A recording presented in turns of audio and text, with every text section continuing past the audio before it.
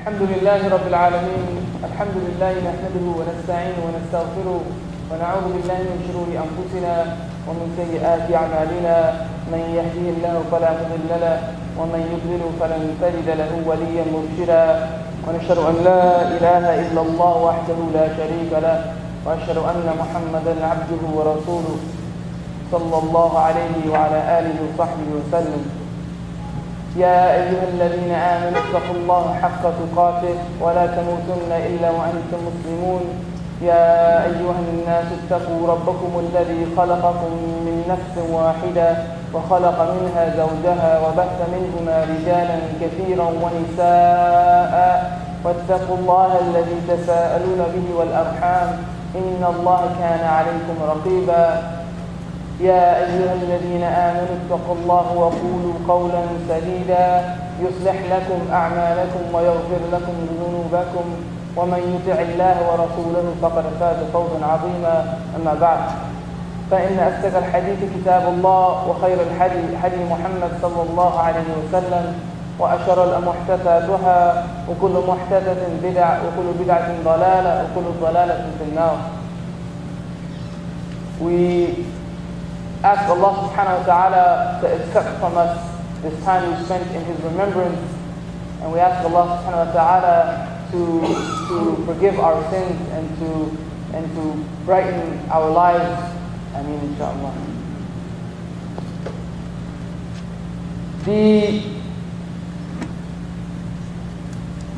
When it comes to assessing, we cannot be effective leaders.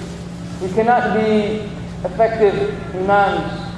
We cannot be effective teachers or principals, effective community members, effective parents without trying to make an assessment of where we are as individuals and where we are as a community. The process of reflecting upon ourselves, assessing our situation, is something that's very important. As a collective body and as individuals, are we doing the job we need to do? A question we should ask ourselves. Are we doing the job we need to do? Because it is not until we are introspective, it is not until we look within ourselves and are critical of ourselves that we realize where we are and what other changes we need to do in order to improve ourselves.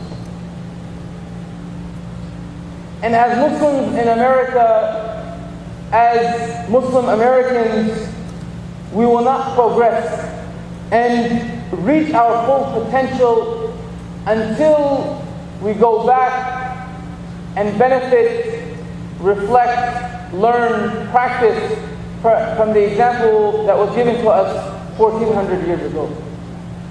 The example of the Prophet sallallahu alaihi wasallam. Allah subhanahu wa ta'ala in the Quran, He speaks about this community, this ummah of the Prophet sallallahu alaihi wasallam. Allah subhanahu wa ta'ala, He says, "Kuntum khayra ummatin ukhrijat lin-nas." That you are the best of communities, raised up for the benefit of man. Embedded in this verse is honor. Allah subhanahu wa ta'ala, He honors the community, the ummah of the Prophet sallallahu alaihi wasallam.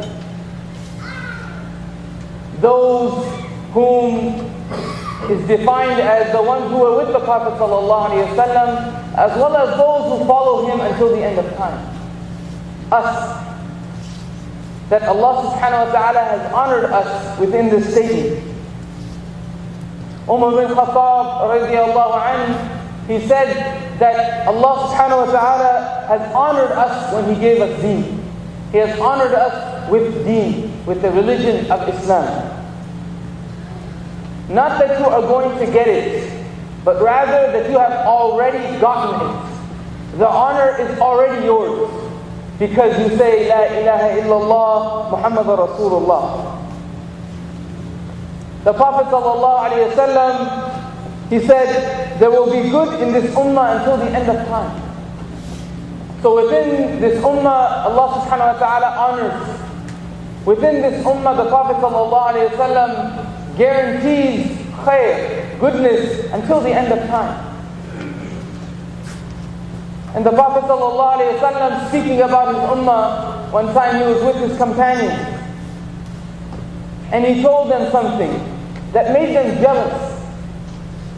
Something that made them jealous.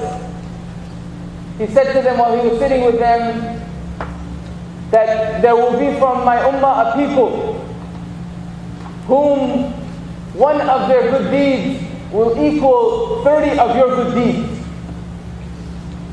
And this is an authentic hadith. Unfortunately, we have to mention that it is an authentic hadith because we've gotten into this way of thinking where we put ourselves down. But the Prophet ﷺ placed us on a high ground. And the companions of the Prophet ﷺ, one of them asked him to clarify out of his jealousy and out of his awe. He said, so 30 of our good deeds will be equal to one of that person? And the Prophet ﷺ said, yes. And the Prophet ﷺ in this hadith, he clarified these people that he's referring to. And the Prophet ﷺ, he said that these people are people who will be worshipping Allah subhanahu wa ta'ala in time of fitna and trial. That these people will be worshipping Allah subhanahu wa ta'ala in times of difficulty and hardship, when it is widespread. We have to remind one another that this ummah, this community, is grounded in khair. It is grounded in goodness, in good. But that this goodness, this khair, does not blossom until we access its blessings. This khair, this goodness does not blossom until we access its blessings. These blessings specifically being the Quran and the Sunnah of the Prophet ﷺ. In a hadith narrated by Anas ibn Malik radiallahu anhu, the Prophet ﷺ, he said something. He said, every day of yours will become worse. Every day of yours will become worse.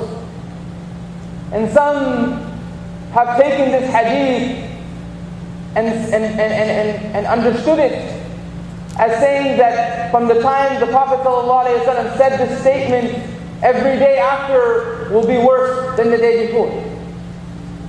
But the scholars of understanding, the people of knowledge and understanding, they corrected this statement or this understanding that people have or have.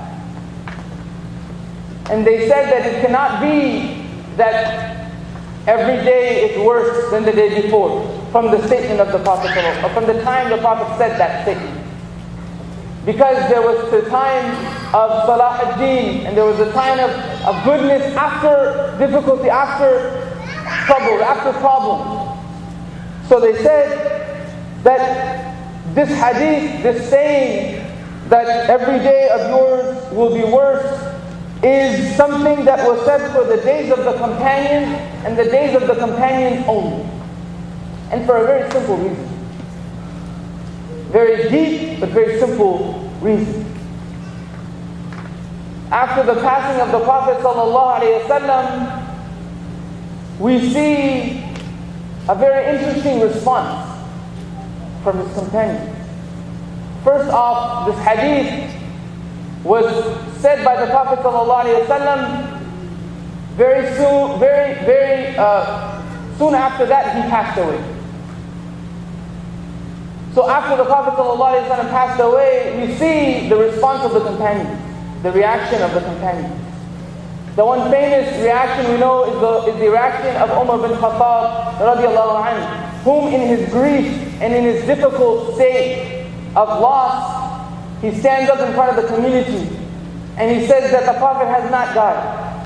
And that if anybody says he has, that I will cut off his head. In a state of confusion, in a state of grief and loss, he says something that he goes outside of his cognitive ability. After he loses the Prophet ﷺ. Ali radiallahu anhu, when he hears of the passing of the Prophet ﷺ, he is so overwhelmed with grief and loss that he cannot stay in that environment that reminds him of the Prophet, and he flees, he leaves Medina. Uthman radiallahu anhu, when he hears of the passing of the Prophet, he comes so overwhelmed with grief, he faints. After the death of the Prophet ﷺ, each second, each minute, each hour, each day, each month, each year was worse for the companions.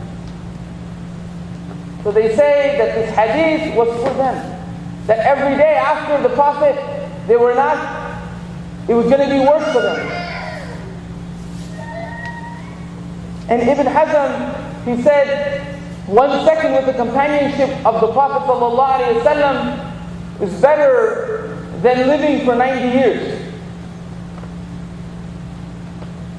So this love and this attraction, this connection with the Prophet ﷺ was not simply because of his relationship with them, meaning that he was like his friend, they missed their friend.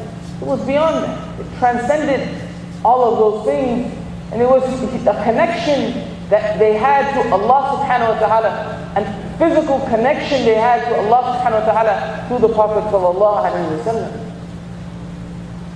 So this connection, this love, this attraction, it doesn't simply come from saying La ilaha illallah Muhammad Rasulullah.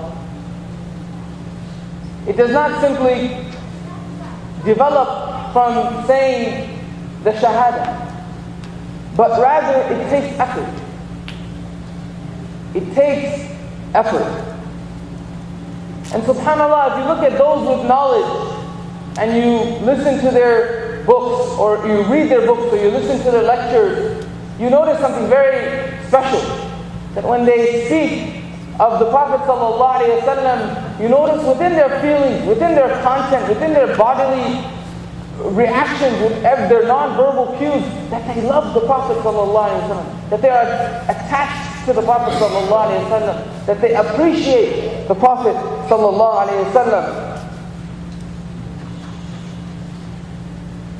And so we ask ourselves this connection that we should have, that we want to have with the Prophet ﷺ, because it is the honor that Allah subhanahu wa ta'ala gave us. كُنْتُمْ خَيْرَ أُمَّةٍ أُخْرِجَتْ لِلنَّاسِ. That the honor has been given. How do you respond to that honor? And we first respond by accessing and understanding the blessed message of the Prophet ﷺ, his teachings and his actions. And that truly is only done through examining and reading and exposing ourselves to the Prophet ﷺ, his life and his ahadith, his sayings. Really engaging in that process and learning individually and collectively. Because Allah subhanahu wa ta'ala, He tells us something very beautiful in the Quran and very telling. He says, أعوذ بالله من الشيطان الرجيم ومن يعظم شعائر الله فإنها من تقوى القلوب. He says, and whoever honors the symbols of Allah, indeed it is from the piety of hearts, or a sign of a pious heart. That it is through honoring these symbols, the Quran and the Sunnah, that we truly reach this pious state, this connection with Allah subhanahu wa ta'ala. We ask Allah subhanahu wa ta'ala to help us be of those who are connected to His divine sources. And we ask Allah subhanahu wa ta'ala to guide us to those divine sources and to make it easy for us to understand them. أقول قولي هذا وأستغفر الله لي ولكم فاستغفروا إنه هو الغفور الرحيم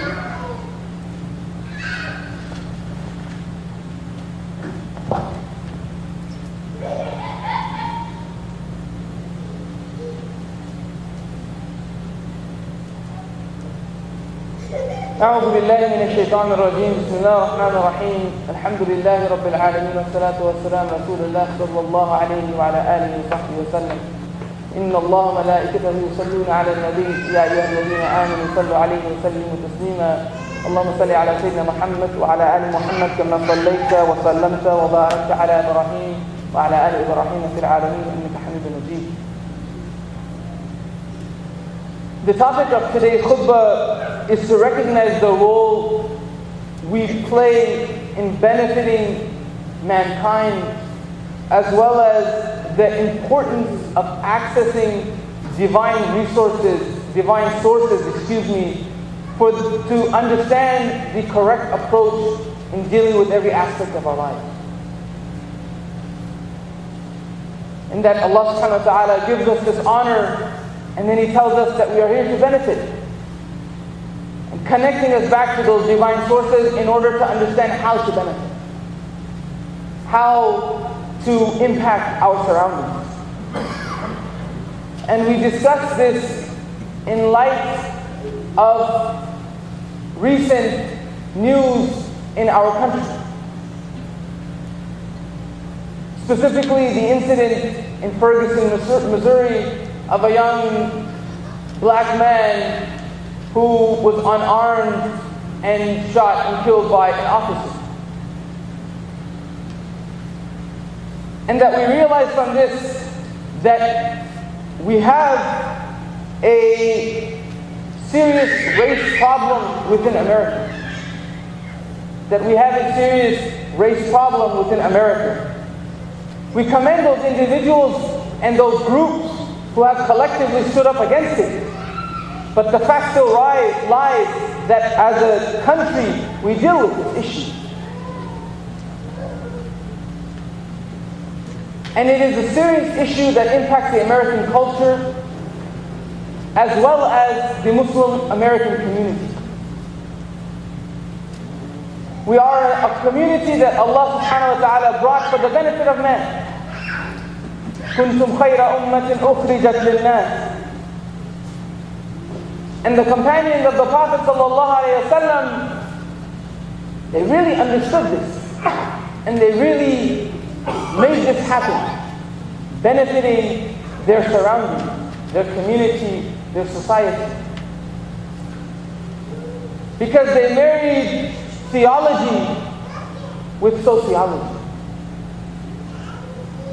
The religion of Islam, they understood it in its correct form, that it is theology in combination with sociology. Unfortunately today, there are those who take theology to push people away from Islam. When Allah subhanahu wa ta'ala provides them with a light to Islam, people put theology in their way and push people away.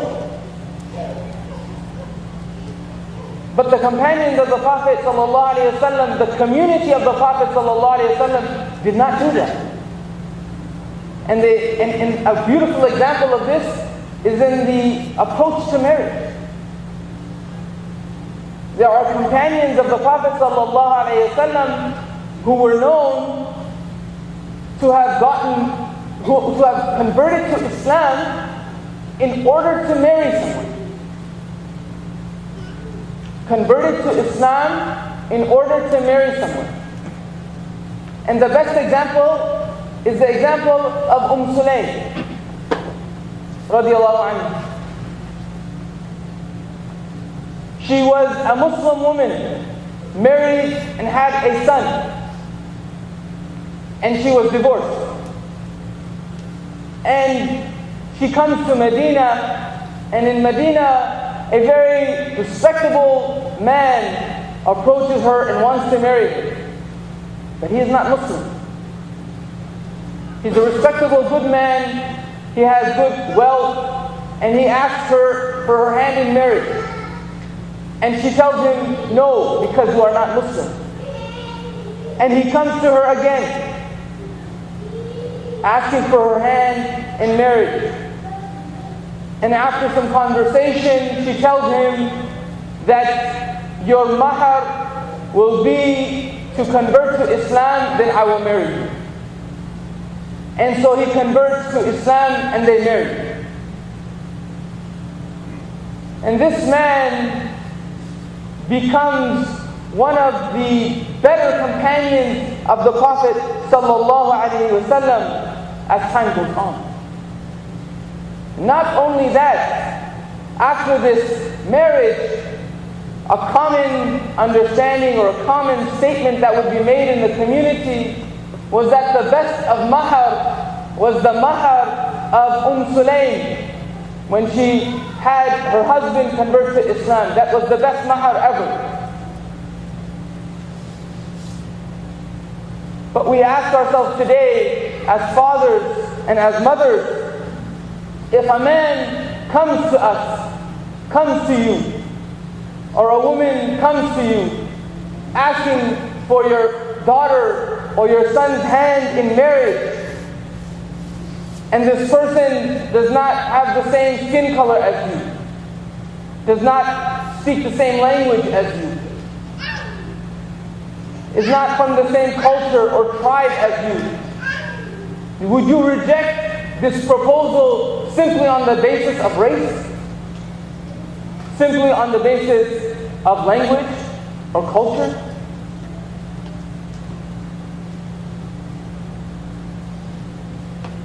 You think deeply about that question.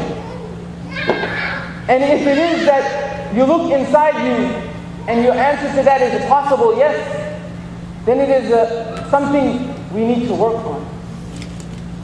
Something that we need to work on in regard to our tawheed, our belief in the oneness of Allah subhanahu wa ta'ala, and our iman, our faith. Because Islam and racism are not compatible. Islam and racism are not compatible. And this is the way the Prophet ﷺ dealt with the people. In his example of Bilal radiallahu anhu, how the Prophet ﷺ dealt with him within the community, and how he he eradicated this idea of social class, of color, of things being based on that. And this is a direct application of Tawheed. The example of Sulaym is a direct application of understanding the oneness of Allah subhanahu wa ta'ala. Because the wahdaniyah of Allah subhanahu wa ta'ala brings about, the oneness of Allah subhanahu wa ta'ala brings about a unity within the community. A sense of togetherness within the community. Regardless of the way I look, or the way I talk, etc., etc.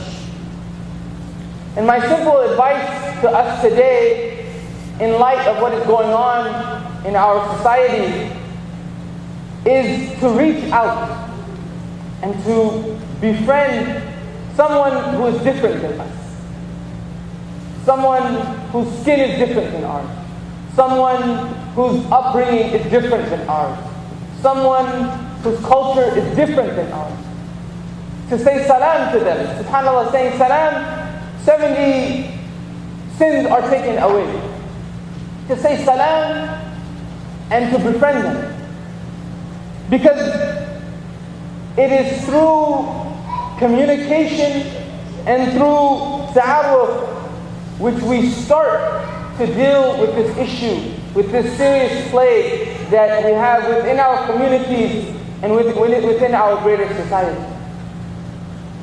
We connect with one another simply based on our connection to Allah subhanahu wa ta'ala and nothing else. We ask Allah subhanahu wa ta'ala to forgive us. We ask Allah subhanahu wa ta'ala to guide us. We ask Allah subhanahu wa ta'ala to connect us to His divine sources. We ask Allah subhanahu wa ta'ala to develop the love in us for Quran, the love in us for the Prophet sallallahu alayhi wa sallam. We ask Allah subhanahu wa ta'ala to make the path to Islam easy for us. We ask Allah subhanahu wa ta'ala to help us understand easily and practice easily. We ask Allah subhanahu wa ta'ala to bless us, our family, and our community. We ask Allah subhanahu wa ta'ala to protect us and our children and to raise them to be righteous, successful community members. اللهم اهدنا فيمن هديت وعافنا فيمن عافيت وتولنا فيمن توليت وبارك لنا فيما أعطيت وقنا واصرف عنا ما شر ما قضيت فإنه لا يذل من واليت ولا يعز من عاديت تباركت ربنا وتعاليت. اللهم اعز الإسلام والمسلمين، اللهم اعز الإسلام والمسلمين، اللهم اعز الإسلام والمسلمين. ربنا آتنا في الدنيا حسنة وفي الآخرة حسنة وقنا عذاب النار. ربنا هب لنا من أزواجنا وذرياتنا قرة أعين واجعلنا للمتقين إماما. ربنا آتنا في الدنيا حسنة وفي الآخرة حسنة وقنا عذاب النار. سبحان ربك العزة عما يصفون وسلام على المرسلين والحمد لله رب العالمين وأقم الصلاة.